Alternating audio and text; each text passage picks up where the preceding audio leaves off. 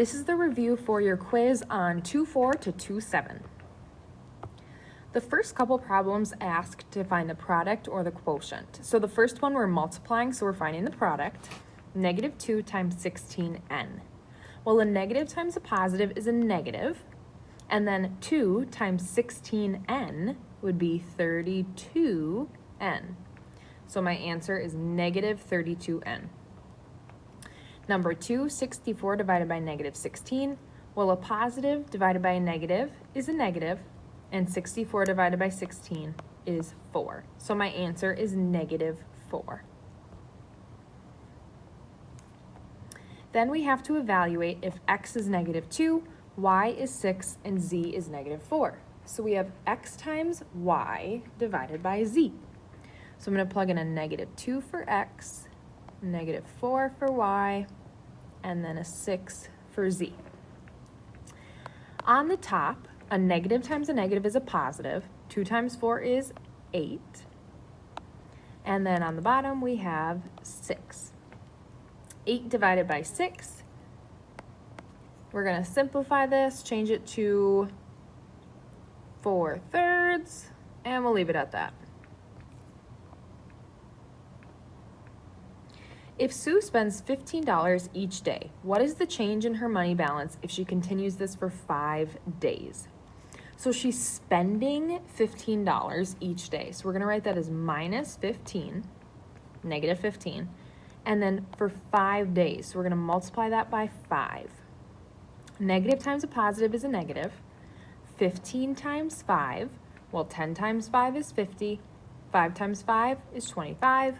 And 50 plus 25 is 75. So our answer is negative 75, but we need to write that as a sentence. So the change in her account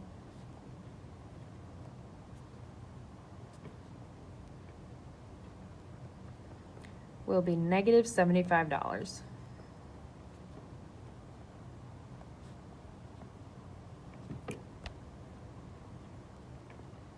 Then we have to find the mean of the following numbers. Remember, the mean is where we add up all our numbers and divide by how many there are.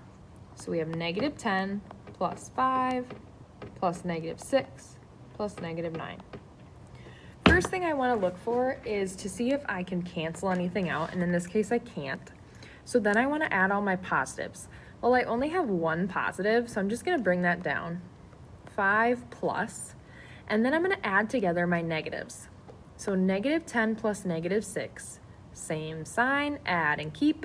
10 plus 6 is 16, keep the minus sign, plus negative 9. Now I still have two negatives. I'm going to add those together, same sign, add and keep. 16 plus 9 is 25, keep the sign. Now I have 5 plus negative 25. They have different signs, so I'm going to subtract. I'm going to take their absolute values, 25 minus 5, and I get 20. And then I have to keep the sign of the larger absolute value. And in this case, negative 25 has a larger absolute value, so our answer is going to be negative 20. Then we have to give the ordered pair and quadrant for each point. So for point A, the ordered pair would be over 4 down 2. So we write that as 4, negative 2. And remember our quadrants, we have quadrant 1, quadrant 2, quadrant 3, and quadrant 4. So A is in Q, quadrant 4. Letter B, we go to the left 3, up 3. So we write that as negative 3, 3. And B is in quadrant 2. Then letter C, we go to the left 4, up 0. We write that as negative 4, 0. And that's between quadrant 2 and 3. And then lastly, letter D, the ordered pair is over 0, down 3. So I write that as 0, negative 3. And that is between quadrant 3 and quadrant 4. Then we have to graph the ordered pairs. So for letter F, it's negative 2, negative 4. That means I go to the left 2, down 4, plot my point, and label. Do not forget to label on your quiz, otherwise you will get points taken off. Letter G is 0, 3, so I go over 0, up 3, label. And then letter H is negative 3, 4, so I go to the left 3, up 4, plot my point, label. Now we have to graph M and O with vertices at M, N, and O, and then find the vertices after the translation. So I'm first going to start with my M, N, O. So M is at negative 2, 3. Go left 2, up 3, plot my point and label. N is at 1, 4, so I go over 1, up 4, plot my point and label. And O is at 0, negative 2. So I go over 0, down 2, label. Then I can connect this to make my shape, in this case a triangle. And now we're going to find the vertices for M, N, and O. So M prime, because remember our image has prime. If we take x minus 2, I take my x value, which is negative 2 for M, subtract 2, which is negative 4. And then my y value is plus 2, so 3 plus 2 is 5. N prime, I have to take 2 away from 1. 1 minus 2 is negative 1. And I have to add 2 to y, so 4 plus 2 is 6. And then O prime, x minus 2, so 0 minus 2 is negative 2. And then negative 2 plus 2 is 0. So again, all I did to find those new prime points was to take all of my ordered pairs from my original and do what the coordinate notation asked us to do. So for every x, we had to subtract 2, and for every y, we had to add 2. And then we're going to graph and label. So M prime is at negative 4, 5. And I'm labeling that as M prime. N prime is at negative 1, 6. Making sure you're labeling with your prime marks. And then O prime is at negative 2, 0. Connect your points. So make sure on the quiz that you are graphing these, you're writing the vertices when it asks, and that you're labeling them correctly. So the original is just M and O, and the image is with primes. So M prime, N prime, O prime.